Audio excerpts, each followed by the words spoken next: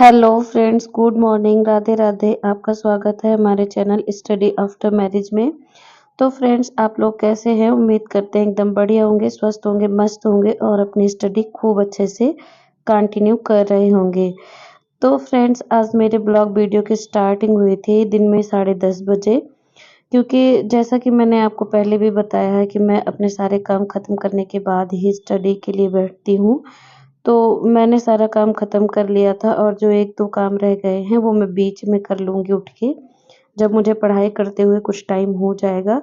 तो फ्रेंड्स, आज मेरे स्टडी के पहले स्लॉट में है मेरा संस्कृत। संस्कृत में मेरा आज धातु रूप है और लव धातु मैं याद कर रही हूँ। फ्रेंड्स, मैंने उसे पहले भी याद किया है, लेकिन आत्मनेपदी के जो रूप होते हैं वो थोड़ा टफ होते हैं, तो उनको लर्न करने में थोड़ा टाइम लग जाता है और बाद में थोड़ा कंफ्यूजन भी क्रिएट करने लगते हैं। तो मैंने उसको याद करने के बाद लिखना स्टार्ट कर दिया था फ्रेंड्स। और आप लोग किस परीक्षा की तैयारी कर रहे हैं, कमेंट बॉक्स में कमेंट करके ज़रूर बताएं फ्रेंड्स।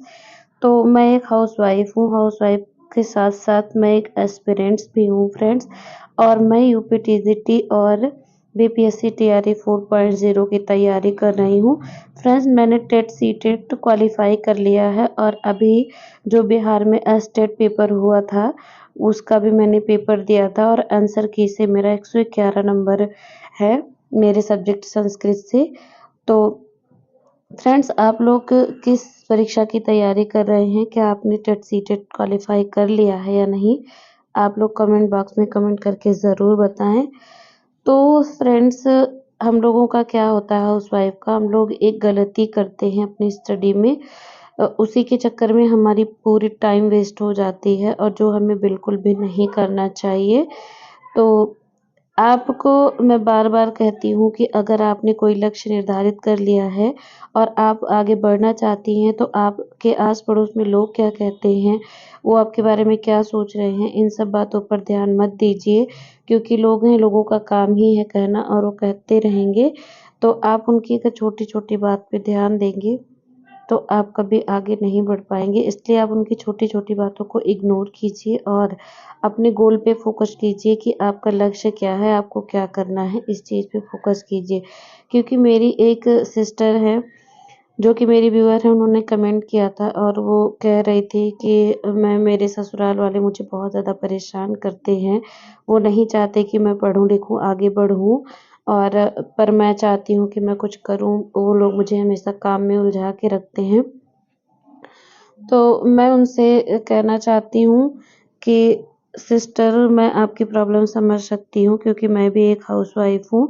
फ़िलहाल एक अच्छी फ़ैमिली आफ्टर मैरिज मिलना बहुत ज़्यादा किस्मत की बात होती है कि सब आपको सपोर्ट करें, आप जो भी करना चाहते हैं, ऐसा बहुत कम ही होता है। लेकिन कोई बात नहीं फ्रेंड्स, अगर आपके साथ ऐसा हो रहा है तो आप धीरे-धीरे उन सब चीज़ों को इतना अपने ऊपर मत ले लीजिए और जो भी आपको टाइम मिलता है, आप दिन में नहीं पढ़ सकते तो रात में पढ़ने की कोशिश कीजिए। उनकी बातों को इतना दिमाग पर मत जोर डालिए बातों से, क्योंकि आप उनकी एक बात को सोच लेंगी तो पूरा दिन निकल जाएगा कि उन्होंने ऐसा क्यों किया, क्या कहा। तो आप उन सब बातों को इग्नोर करने की कोशिश करें और आप अगर दिन में वो लोग आपको परेशान करते नहीं पढ़ पाते हैं, पढ़ने देते हैं, तो आप रात में जो 1-2 घंटे का टाइम आपको मिलता है काम करने के बाद, आप उसमें अपनी पढ़ाई करने की कोशिश करें। तो फ्रेंड्स, मैंने और सारे काम कर लिए थे, मेरा एक काम रह गया था, वो था बर्तन धुलना। तो मैंने उसे सारे बर्तन इकट्ठा करके रख दिए थे। मैंने सोचा मैं बाद में उठूँगी, तो मैं उसे बीच में अपना कंप्लीट कर लूँगी, क्योंकि लगातार पढ़ाई करने से दिमाग भी एकदम बोर हो जाता है, तो उसको भी थोड़ी रेस्ट की ज़रूरत होती है। तो इसीलिए मैंने अपना 1-2 काम मैं हमेशा ही छोड़ के रखती हूँ, क्योंकि जब बीच में मुझे थकान महसूस हो, मुझे लगे कि हाँ, अब थोड़े रेस्ट की ज़रूरत है, तो मैं वो काम ख़त्म कर लेती हूँ।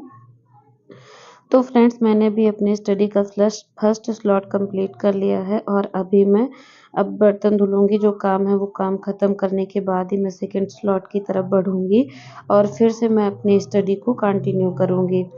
तो फ्रेंड्स, कभी-कभी 2 ही लोगों में इतने सारे बर्तन हो जाते हैं, इतने सारे काम हो जाते हैं कि हमारा बहुत ज़्यादा टाइम चला जाता है काम को ख़त्म करने में ही। तो सबसे अच्छा यही रहता है कि आप अपना काम करें और जो काम आपके हैं कि आप उन्हें बाद में कर सकते हैं, उन्हें छोड़ दीजिए। आप स्टडी स्टार्ट कीजिए और बीच में जब आप ऊब जाते हैं स्टडी करके, तो फिर अपना वर्क कर लीजिए। तो मैं सभी सिस्टर्स से यही कहना चाहती हूँ कि सिस्टर्स, कोई आपको परेशान कर रहा है, आगे नहीं बढ़ने दे रहा है, तो आप बिल्कुल भी टेंशन मत लीजिए। क्योंकि कर्मा इज़ बैक, कोई ना कोई आएगा, जो आपके बाद कोई ना कोई ऐसा आएगा आपकी फैमिली में, जो उन्हें आपसे जितना वो आपको परेशान कर रहे हैं उससे कहीं ज़्यादा उन्हें परेशान करेगा। तो आप बस धैर्य रखिए, धैर्य के साथ अपना काम करते रहिए और छोड़ दीजिए सब कुछ ईश्वर पर, क्योंकि ईश्वर के घर देर है अंधेर नहीं है। फ्रेंड्स, यही होता है जब एक सब लोग बोलते हैं माँ और सास एक जैसी होती हैं, तो ये बिल्कुल भी गलत है, क्योंकि माँ ये चाहती है कि जो मैंने सहा है वो मेरी बेटी को कभी भी ना सहना पड़े, और एक सास ये चाहती है कि जो कुछ मेरी सास ने मेरे साथ किया था, जो कुछ मैंने झेला था, अब वो सब चीज़ें मैं अपनी बहू के साथ करूँगी। तो माँ और सास में यही फ़र्क होता है। तो फ्रेंड्स, मैं भी एक हाउसवाइफ़ हूँ, लेकिन मेरी फैमिली ऐसी नहीं है। मेरी फैमिली सपोर्टिव है। मेरी फैमिली में अगर मैं पढ़ना चाहती हूँ तो सब मुझे सपोर्ट करते हैं पढ़ाई लिखाई के लिए। तो ये मेरा सौभाग्य है कि मुझे ऐसी फैमिली मिली है। तो फ्रेंड्स, अगर किसी के साथ ऐसा हो रहा है तो वो अपनी फैमिली की दिक्कतें अपने आप ही समझ सकते हैं, कोई दूसरा उसको समझ नहीं सकता कितना भी बोले। तो मैं आपसे यही रिक्वेस्ट कर रही हूँ कि आप जैसे भी मैनेज हो सकता है मैनेज करने की कोशिश कीजिए। अगर वो लोग आपको दिन में नहीं पढ़ने दे रहे हैं, तो आप प्रयास कीजिए कि आप रात में फ्री होने के बाद 1-2 घंटे अपनी स्टडी के लिए या फिर जो भी आप करना चाहती हैं उसके लिए निकालें, ताकि आप अपने लक्ष्य को पा सकें। और जिस दिन आप सफल हो जाएँगी, उस दिन इन लोगों का मुँह अपने आप बंद हो जाएगा और ये लोग आपके ऊपर कभी भी उँगली नहीं उठा पाएँगे। ये लोग आपको अभी इसीलिए परेशान कर पा रहे हैं फ्रेंड्स, क्योंकि वो जानते हैं कि अगर वो आपको ₹1 देंगे तभी आपके पास ₹1 आएगा। अगर वो आपको कोई चीज़ दे रहे हैं, तो आपको मिल रहा है, नहीं दे रहे हैं तो आपके पास कुछ भी नहीं है। उनकी परमिशन से ही आपको कहीं जाना-आना है। आप अपने आप से एक भी अपने लिए एक भी डिसीज़न नहीं ले सकती हैं, इसीलिए वो आपको परेशान करते रहते हैं। तो फ्रेंड्स, इसका सबसे अच्छा उपाय यही है कि आप पढ़ लिख कर कुछ बनिए और आप सेल्फ डिपेंड हो जाइए, तो आप अपने सारे फैसले खुद से ले सकती हैं। यही एक फ़र्क होता है एक सेल्फ डिपेंड वुमन पे और एक जो दूसरों के ऊपर डिपेंड है ऐसी औरत में। तो फ्रेंड्स, आपको सेल्फ डिपेंड होना है, किसी और के ऊपर डिपेंड नहीं रहना है। जब तक आप दूसरों के ऊपर डिपेंड रहेंगी, आपको दूसरे लोग परेशान करते ही रहेंगे।